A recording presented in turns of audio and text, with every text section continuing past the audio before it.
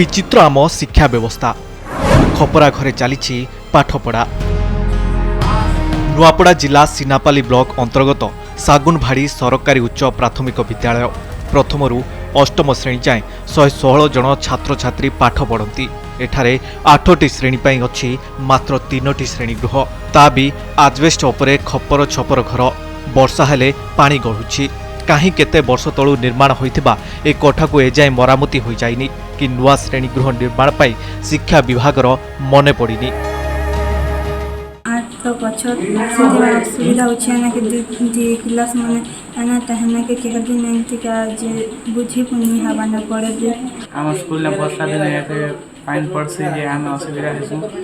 गोटे बारंडा में 2टा क्लास करिछन आरु 1 रु 8 तक क्लास अछि। सेने भी खाली 3टा क्वार्टर अछि आरु पढ़ाला बेले डिस्टर्ब हेसी। गोटे क्लास बार ही दिसी ना कि जे गोटे सर पढ़ाले आर गोटे क्लास आवाज आसी। पात्र इलेक्ट्रॉनिक्स संपर्क एक भरोसार।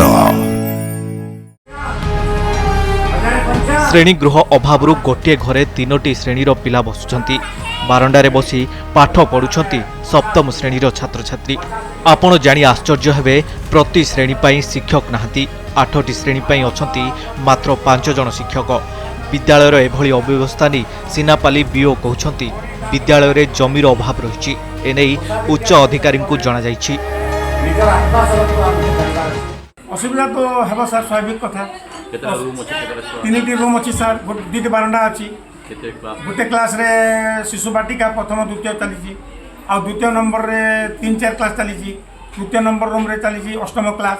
आ बारंडा आगपट बारंडा लंबा बारंडा रे गोटे पटे 5-6 चली आ गोटे पटे 7म क्लास चली। सर कहबे क्या सर समस्ते आसिक तो देखी सर वीडियो सर भी कही सागुनभाड़ी यूजी यूपीएस जेनटा आप मैंने कहन सेटा टिके पुराना बिल्डिंगटा रही है मैंने ड्यू टू लैक ऑफ मैंने स्कूल लैंड से बिल्डिंग कार्यटा हो पारे।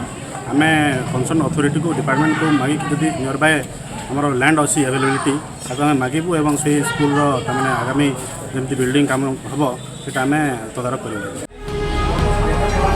गोटे घरे एते पिला बसुथिबारु पाठ बुझिबारे समस्या सृष्टि हेउथबा छात्र छात्री अभियोग करुछंती।